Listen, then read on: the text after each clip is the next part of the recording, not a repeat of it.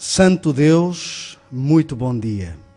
Estamos aqui na Tua presença esta manhã para começar mais uma jornada e pedimos que a Tua direção esteja conosco, que o Teu Santo Espírito possa atuar grandemente, não só nesta parte, mas em toda a nossa programação.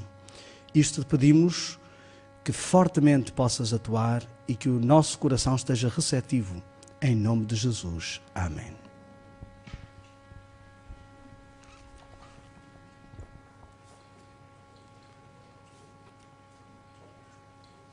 Bom dia.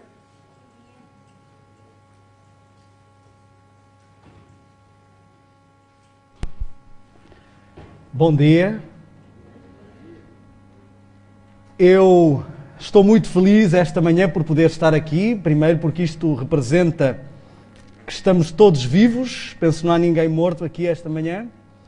Espero que não haja, especialmente espiritualmente. E temos alguns desafios. E o meu primeiro desafio vai ser que ninguém me avisou que era suposto ser uma mensagem light, então eu preparei logo uma dose para leão. E nós vamos ter uma jornada intensa e eu vou, sem muitas delongas, avançar. Eu creio que para muitos estar aqui à frente pode ser uma incógnita. Se fosse há uns anos atrás, isso poderia representar que iria começar a reunião social, não é? Talvez alguma movimentação para rir. E sei que para muitos talvez seja ainda a dúvida que paira na mente. Daniel Spencer, como pregador, não será para rir. Outros podem pensar que é mais para chorar, não é? Mas a realidade é que eu espero que a mensagem possa ser mais para chorar do que propriamente para rir. E a pergunta é porquê, Daniel Spencer como o orador aqui, eu também tive essa dúvida logo quando me fizeram o convite, porquê? E encontrei 4 razões que queria partilhar. A primeira é porque nós vamos falar de missão e eu sou um missionário, então faz algum sentido. A segunda é a questão da história, como a Joana falou, toda a trajetória da história. Eu penso que há muita coisa em comum, não só o facto de eu ser português, como a trajetória. Muitos dos que estão aqui partilhamos vários momentos em acampamentos e nós queremos que todo este congresso seja uma abordagem viva, prática, direta, e então isso poderá ser útil. A terceira razão que eu encontrei é a questão do milagre. Todos estamos a precisar da parte de Deus de um milagre, que Ele opere e que nos mostre, movimente, acione e dinamize a nossa vida. E eu tenho experimentado vários milagres na minha vida, será importante sempre partilharmos os milagres. E a quarta razão que eu encontrei para estar aqui, e que eu compreendi porque é que me foi estendido o convite, é porque isso é uma resposta à minha oração. Eu tenho orado muito ao Senhor e pedido pela possibilidade de partilhar na minha terra, com os meus irmãos, aquilo que tenho partilhado pelo mundo afora. E eu quero que saibam que este é um momento de resposta à oração. Eu me sinto um pouco como se costuma dizer que santos da casa não fazem milagres, e eu sou o pregador prata da casa, e muitos poderão até estar a sentir como quando Jesus cita naquele texto o que estavam a dizer os fariseus, não é? Não é este o filho de José? Não conhecemos bem os seus irmãos? E é exatamente este o ponto que eu penso que tem a acrescentar a minha participação. Eu sou exatamente aquele que todos conhecem, então não há até muito para testemunhar sobre o meu passado. Jesus dizia que não há profeta sem honra senão na sua pátria e entre os seus parentes e na sua casa.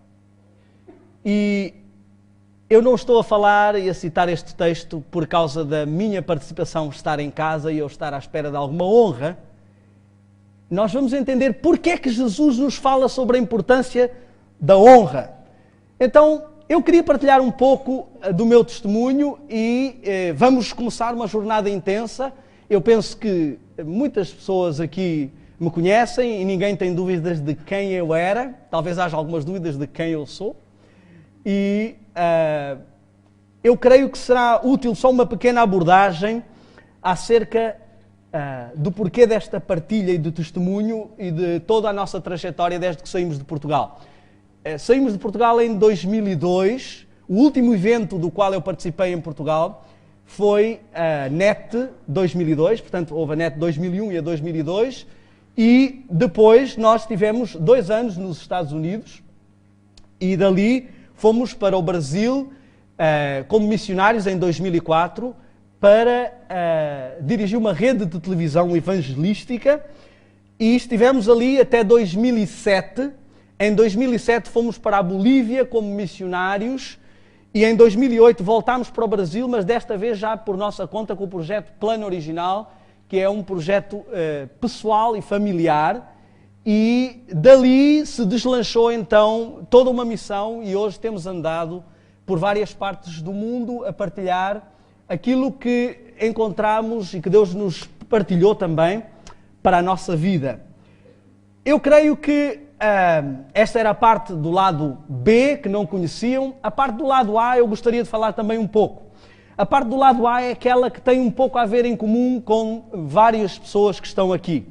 Portanto, o lado A eu diria que é o lado adventista. Aquele lado que todos vivemos, não é? Eu participei também, como todos vocês, desde pequeno na Igreja Central de Lisboa, também no colégio, onde eu pensava que era um menino de colégio, um adventista muito forte, com muitas decisões. Essas leituras acabaram por se desmoronar um pouco mais tarde. Participei também de muitos acampamentos, para ser sincero, de todos, desde os 7 anos que comecei a participar dos acampamentos e nunca faltei, até por volta dos 25, a nenhum nacional e a nenhum regional. Então eu me sentia um pouco como aquele jovem rico, não é? Que dizia, tudo isso tenho feito desde a minha juventude. E a música sempre foi também uma área apaixonante, então as coisas de que vamos falar na jornada, na minha participação, serão sobre estas coisas. Como repararam, estou com alguma dificuldade na articulação das palavras. Eu quero dizer-vos que o inimigo atacou bastante nesta semana. Eu tive 5 aftas. Eu acho que ele estava preocupado com a minha mensagem e tentou de várias formas atacar. Mas eu creio que não vai ser um problema. Do lado A, passamos, afinal não há só um lado A e um lado B, há um lado C. E eu taxei esse lado como o lado controverso. Depois de fazer uma carreira adventista, começamos às vezes a sentir alguns vazios, falta algo, falta alguma emoção mais e nós buscamos que a coisa seja um pouco mais emocionante. Então dali começaram as sociais, as reuniões sociais, os assaltos à cozinha, depois vêm as atividades mais radicais, o pêndulo, o rapel, e parece que buscamos algumas propostas que possam animar a nossa vida espiritual, animar a nossa participação na igreja, porque sentimos um certo vazio. Dali vem então o lado D, que eu taxei como o lado dark, o lado mais obscuro. Essa busca emocional começa a levar-nos a coisas um pouco mais pesadas. E eu comecei a entrar em determinada fase da minha vida numa duplicidade. De manhã estava na igreja, era diácono, e à hora do almoço começavam as chamadas telefónicas para combinarmos onde seria a night. E à noite sairíamos então para dançar, enfim, vários tipos de atividades. É nessa fase que começo a entrar por alguns rumos um pouco mais complicados, sem nunca sair da igreja. Este é o ponto que eu queria realçar. Eu tive então a minha banda rock, os Babel, talvez nem todos conheçam, mas eram muito conhecidos, e os Babel eram só adventistas. Depois, as minhas saídas de discoteca também eram só com adventistas. O jovem da igreja não pode propriamente andar com as pessoas do mundo, não é? E dali as coisas começaram a ir um bocado para baixo e começo a sentir-me como o típico laodiceano e a utilizar a mesma expressão que Pedro usa, Senhor, salva-me. Aí começamos à espera que algo aconteça. Parece que a cada congresso, a cada atividade, há uma necessidade de que o milagre se opere e o vazio aumenta.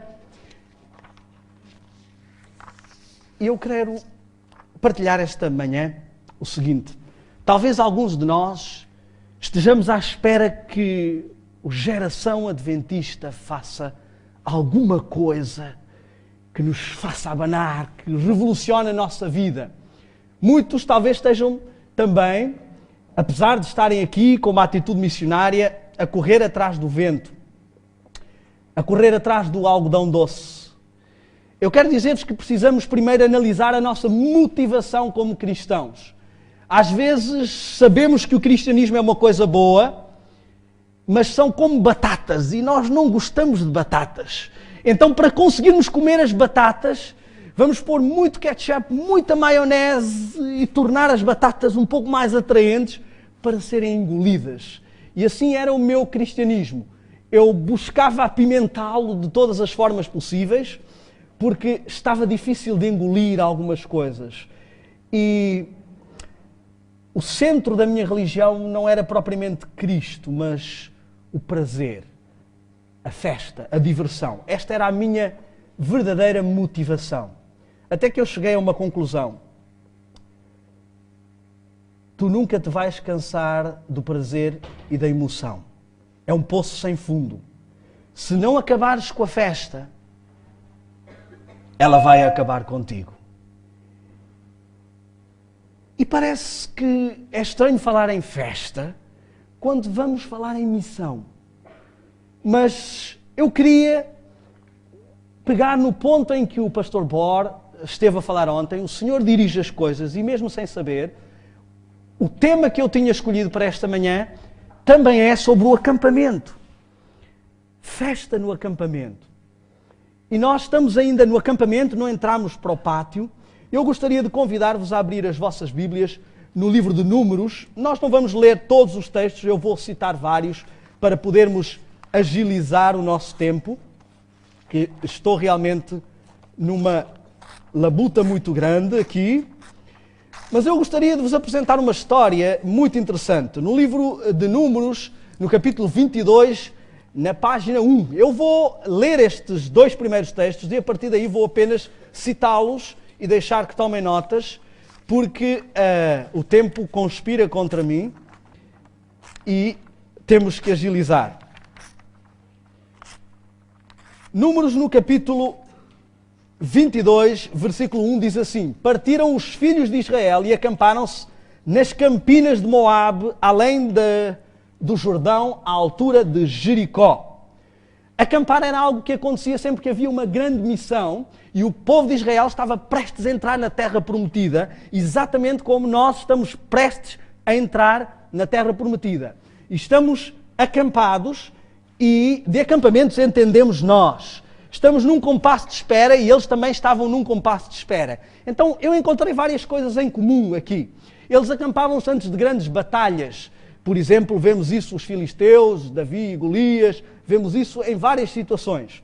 E depois queria dirigir-vos ao texto do capítulo 25, também no versículo 1, e vamos ver o que é que vai acontecer aqui neste acampamento de invulgar, ou talvez não tão invulgar. E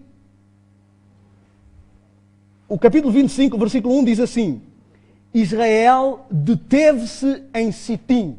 Sitim significa acácia, e ali era um bosque, eram os vales das acácias. Era um lugar, havia ali planícies verdejantes, havia ali algo de bom. Era um lugar com muitos atrativos. E também nós, enquanto estamos acampados para entrar na Terra Prometida, temos à nossa volta muitos atrativos, como eles tinham. E aconteceu aqui algo. E o povo começou a prostituir-se com as filhas de Moabe. Esta é uma expressão um bocado forte, parece um bocado deslocada. O povo a prostituir-se não está propriamente a querer dizer que eles andavam a vender o corpo por dinheiro. Eu vou transpor isto para português corrente, linguagem corrente. O povo começou a ficar a curtir uns com os outros no acampamento. Elas convidaram o povo para os sacrifícios aos seus deuses. Eu vou também pôr isto em linguagem corrente. Quando vemos estes deuses, imaginamos aqueles ídolos de pedra. Quem é que quer se ajoelhar a um ídolo de pedra? Estes deuses estavam intimamente ligados com a sexualidade, os sacrifícios humanos, a prostituição. Era algo ligado à religião. A religião era transformada em algo agradável aqui. E os deuses são coisas agradáveis. A mesma coisa acontece com o paganismo hoje. E os deuses a qual elas nos convidariam seriam os filmes, os nossos ídolos das músicas. Seriam essas coisas que estão intimamente ligadas à religião. São as doutrinas que passam através dos mídia e das grandes indústrias. E aconteceu algo então extraordinário. O povo de Israel inclinou-se, cedeu aos deuses, juntando-se, pois, Israel a Baal-Peor. Ou seja, começou uma apostasia. Israel cedeu ao fast food do mundo, vergou-se aos apetites. E o Espírito por si nos diz que eles estavam numa situação de comodidade e deixaram desguarnecida a alma, e é que é assim que Satanás procura a ruína ainda hoje. E pelo contemplar, ele acaba por transformar a nossa alma. E nos diz o seguinte: muitos dos divertimentos populares do mundo hoje, mesmo entre os cristãos, propendem para os mesmos fins de outrora. Ela cita umas coisas, mas eu acho que ela é um bocado fanática. Porque ela fala da ostentação, da música, da dança, do jogo, do teatro.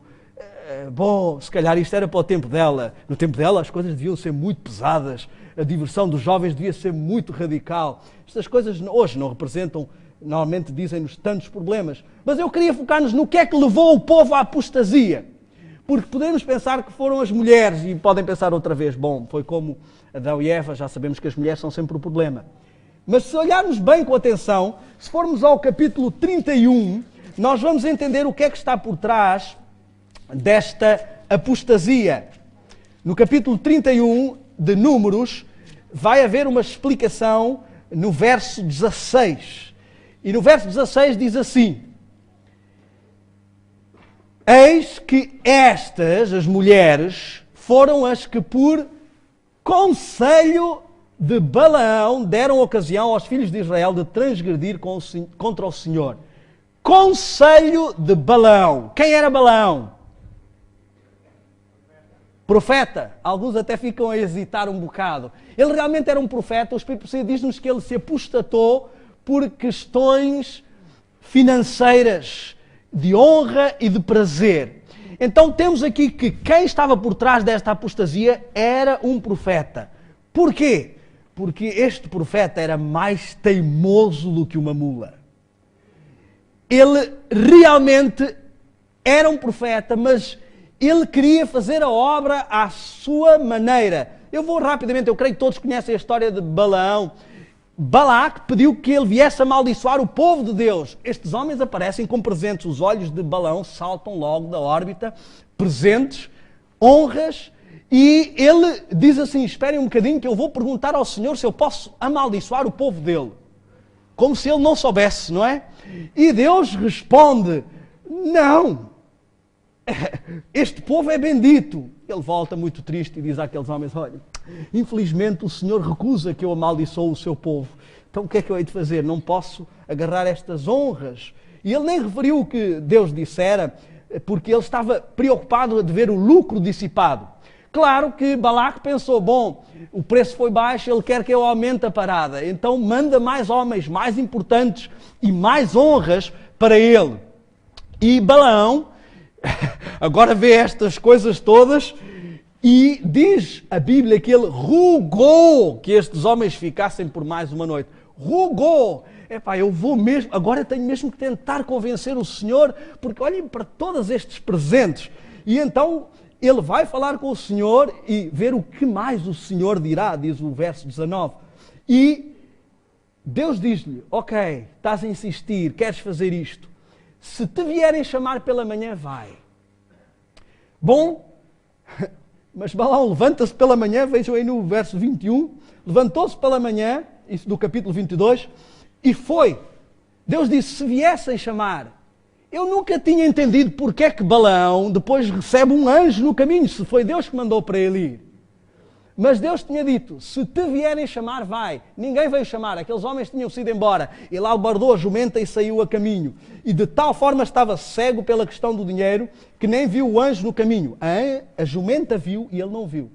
Depois, a jumenta desviou-se do caminho, que era um mau caminho. E ele espancou a jumenta para ela voltar ao mau caminho, ao caminho que não deveria estar a seguir. E Pedro define isso como deixando o caminho direito e seguindo o caminho de Balaão por causa do prémio da injustiça. Até que chega o momento alto da história. A jumenta fala. É verdade que isso nos nossos dias, com Shrek e outros filmes, não tem lá grande influência. E é por isso que temos de ter cuidado com o que passamos às nossas crianças, porque não vai significar muito para elas ver o Shrek a falar, ou a mula de Balaão a falar, porque são tudo coisas comuns. Acontece que isto é uma história real. A jumenta fala e Balaão está tão cego que responde à jumenta. Ele dialoga com a jumenta e argumenta com a jumenta. Ele respondeu ao animal como se fosse um racional. E Deus está um pouco irado nesta situação, porque este homem está a querer manobrar a Deus e fazer a obra à sua maneira. Ele quer ser profeta à sua maneira. Ele diz, Senhor, queres que eu volte? Bom, ele não tinha querido nem que tu viesses. Mas Deus diz, bom, agora vai, mas reparem neste detalhe. Diz no verso 35, a palavra que eu falar, falarás. Ele aparece a Balaque e Balaque lhe pergunta, por que duraste tanto tempo? E ele diz, no versículo 38, poderei eu falar? Aquilo que o Senhor me disser é o que eu tenho que falar. Ou seja, ele está frustrado que vai ter que pregar o que Deus quer, que não pode fazer a missão à sua maneira, que provavelmente não vai receber todas aquelas honras. Ele está preocupado. E ele vai, e quando ele queria lançar uma maldição sobre o povo de Deus, o Espírito Santo nos diz que Deus passou à frente dele visões extraordinárias, a história de todo o povo, e este homem, em vez de lançar uma maldição, fica tão surpreendido que lança uma bênção. Aliás, ele lança várias bênçãos. Diz assim no capítulo 24, temos que dançar aqui um pouco, no capítulo 24, no versículo 1 também, diz-nos que bem parecia, vendo Balaão, que bem parecia aos olhos do Senhor que abençoasse a Israel. E agora eu queria chamar a atenção para um detalhe. Ele não se foi atrás dos seus encantamentos como antes, mas voltou o rosto para o deserto. Ou seja, não se foi atrás daquilo que o fascinava, mas voltou o rosto para o deserto. O deserto representa normalmente santificação, purificação, busca para um ideal mais elevado. Ele volta o rosto para o deserto, mas mais uma bênção, e Balaque fica irado. E eu queria chamar a atenção para o verso 11. Do capítulo 24, verso 11. Diz assim Balaque, agora pois já 3 vezes abençoaste inteiramente este povo. Vai, foge do teu lugar. Eu tinha dito que te honraria grandemente, mas eis que o Senhor te privou desta honra. Profeta sem honra. O Senhor te privou desta honra. Ou seja, temos aqui uma dualidade. Balaão ou vai fazer a missão e ser honrado, e todos vão ficar contentes e agradados, ou faz o que o Senhor mandou, o Senhor vai privá-lo de todas estas honras para ele poder cumprir a missão. Profeta sem honra. O Espírito Profecia diz em Patriarcas e Profetas, página 451, que decepcionado com as esperanças de riquezas e honras degradadas, voltou da missão que ele próprio desejara. Em casa, este poder dirigente do Espírito Santo o deixou e a cobiça voltou. E ele estava disposto a ganhar esta recompensa de qualquer forma, então voltou e expôs planos ao rei. E o plano era separar o povo de Israel de Deus, induzindo-os a uma apostasia pela festa. Esta foi a apostasia que deu ocasião ao povo de Israel de transgredir perante o Senhor. Eu queria que víssemos o que se passa aqui. A vontade de Deus já tinha sido definidamente conhecida para Balaão, mas ele não estava contente porque isto estava a ir contra a sua vontade. E escolheu o seu próprio caminho, e diz o Espírito por si, na página 440, que então se esforçou para conseguir a sanção do Senhor. E remata assim: há na atualidade uma conduta semelhante, dificuldade em compreender o dever se tais evidências são contrárias aos desejos e inclinações. Põem-nas de lado, oram demorada e fervorosamente rogando luz, mas com Deus não se brinca. Ele muitas vezes permite que tais pessoas sigam os seus desejos e sofram o resultado. Quando alguém vê claramente o dever, deve com um espírito humilde e submisso satisfazer as exigências desse dever. Estarão a perguntar-se: ok, Daniel, o que é que isto tem a ver com geração adventista em missão? Nós estamos aqui porque queremos trabalhar com Deus. E é exatamente por causa disto. Antes de voltar, Balaão proferiu uma bênção. Eu queria que ainda no capítulo 24 víssemos a bênção que ele proferiu no verso 14. Diz assim: agora avisar-te-ei do que este povo fará ao teu povo quando? Nos últimos dias. Então, o que Balaão viu não se aplica só ao tempo dele, aplica-se também aos últimos dias. Não agora, diz ele. Vê-lo-ei, mas não agora, no versículo 17. Paulo nos avisa que antes da vinda do nosso Senhor Jesus Cristo, que ninguém nos engane, porque se manifestaria uma apostasia. O que é apostasia? Temos a tendência de pensar que apostasia são os ímpios que fazem o que querem, mas apostasia é quando eu sei o que devo fazer, mas prefiro fazer o que me dá prazer e o que eu gosto. E nós vimos que antes de uma grande missão sempre há ataques do Senhor, e um dos ataques é a festa, a apostasia. A apostasia acontece antes de uma grande missão, quando eu sei o que devo fazer, mas quero fazer a obra a meu belo prazer. Queres trabalhar para Deus? Quero que saibas que tens dois caminhos à tua frente, duas estratégias, duas opções. Podes fazer a missão à tua maneira, fazer festa no acampamento enquanto realizas a missão. Só há um pequeno preço. O povo, a igreja, vai entrar em apostasia. Esta é uma opção. Esta é a opção de Balaão. A opção do Senhor diz que vais fazer a missão como bem parecer ao Senhor. O povo vai ser abençoado, mas também há um preço. Vais ser um profeta sem honra. Tens que escolher o que é mais importante para ti, se é a honra, o prazer da missão, ou fazer a missão como o Senhor mandar. Eu quero dizer que trabalhar para Deus não é nada. Trabalhar com Deus é que é tudo. Reparem, a maior dificuldade, o maior desafio de Deus são os profetas teimosos. Foi mais fácil para Deus trabalhar com a mula do que com Balaão. Deus conseguiu usar melhor um animal que é conhecido como um animal teimoso do que o seu profeta. Mas Deus tinha uma missão maior, ele estava para entrar na terra prometida com um povo. Sansão quis fazer a missão à sua maneira por causa da festa, mas Deus tinha uma missão maior, ele tinha um povo para libertar. Vemos a história do homem de Deus, que para ele foi mais importante ouvir o profeta velho, um profeta antigo, mas Deus tinha um povo para renovar.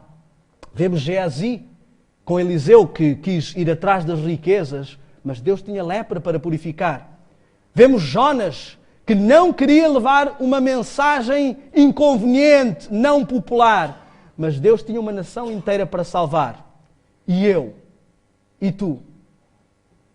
Deus tem um mundo inteiro para evangelizar e tem uma igreja para usar. Estou disposto a, sem honra, cumprir a missão que Deus mandar? Meus amigos, podem pensar que eu estou a falar contra prazeres, contra festas. Acreditem, eu sou um Dr. Farras, Mr. Festa. De festa no acampamento eu entendo. Só que eu quero dizer-vos que às vezes nós queremos cumprir a missão e fazemos um braço de ferro com Deus. E o que eu quero partilhar esta manhã é o meu longo braço de ferro com Deus para tentar, como balão, fazer a missão à minha maneira. A primeira vez que o Senhor me chamou para abraçar a obra, eu tinha 17 anos. Aos 17 anos, sentado na Igreja Central de Lisboa, foi quando eu primeiramente senti um chamado para ser pastor. Mas eu amava as artes. E eu pensei, eu não estou muito preparado para este compromisso.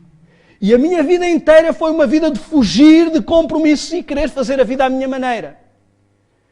Eu queria ser feliz no casamento, mas não queria ter compromisso. Eu queria continuar sem compromisso. E foi só quando eu fiz um voto com Deus. O meu plano era casar aos 40. Só quando eu fiz um voto com Deus, sério, e disse, Senhor, não me vou envolver com ninguém até trazeres a pessoa certa. É que Deus pode trazer a pessoa certa. Quando eu assumi um compromisso. Quando namorei com a Sara, o meu plano era ainda casar aos 40. Mas ao fim de 1 ano e meio de namoro, a Sara logo me encostou à parede e disse, meu amigo, isto não vai ser um namoro longo. Já tiveste tempo de me conhecer. Ou casas, ou podes ir buscar outra que queira casar aos 40. Eu tinha só 30 anos, não estava pronto para um compromisso. Mas eu entendi que ou assumia um compromisso, ou perdia. Nada se consegue de bom sem compromisso. E eu assumi o meu compromisso. Depois veio a NET. E o aviso que me fizeram quando me convidaram para a NET foi, Daniel, tens consciência de que isto não é uma reunião social? Talvez eu não tivesse consciência. Mas uma coisa eu tive consciência. Deus me estava a chamar para o compromisso. E eu sabia que eu não podia ir para ali para a frente com uma vida dupla. E decidi assumir compromissos de pôr a vida em ordem.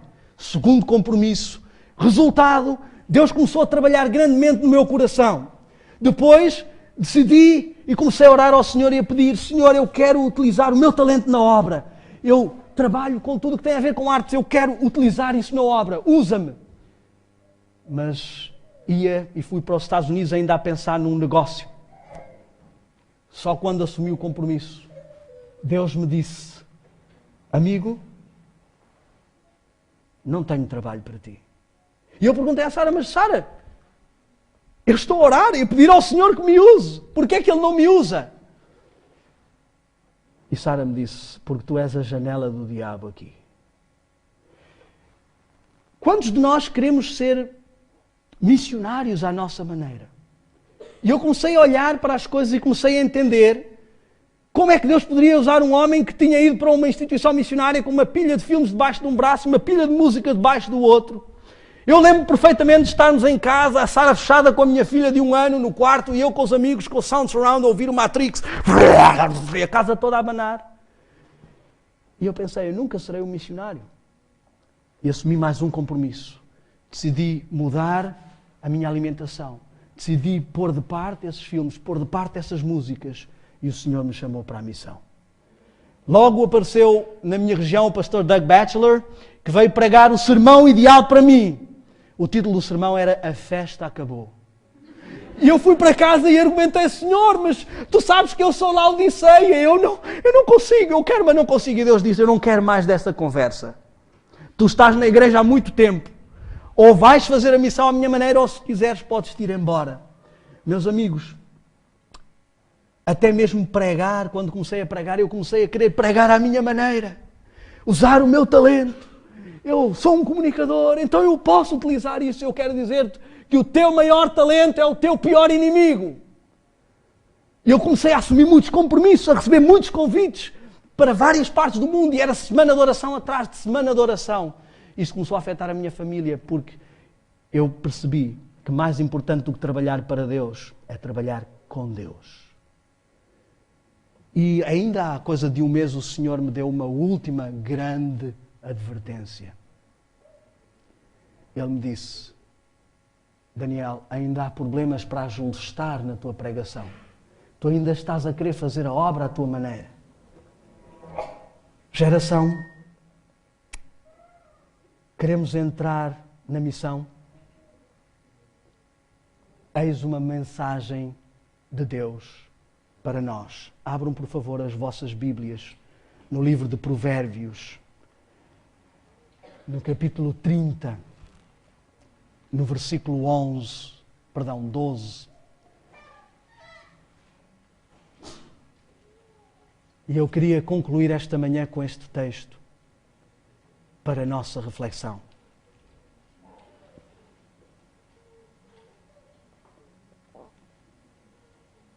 Há uma geração que é pura aos seus próprios olhos, mas nunca foi lavada da sua imundícia.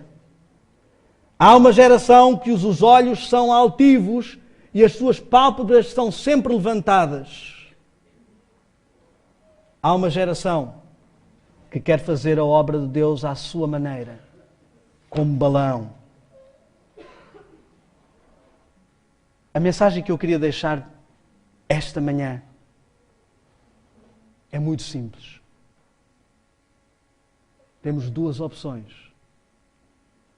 Ou fazemos a obra como Deus quer, mas isso vai implicar prescindir de mim mesmo, do meu prazer, das minhas ânsias e buscas. Ou fazemos a obra como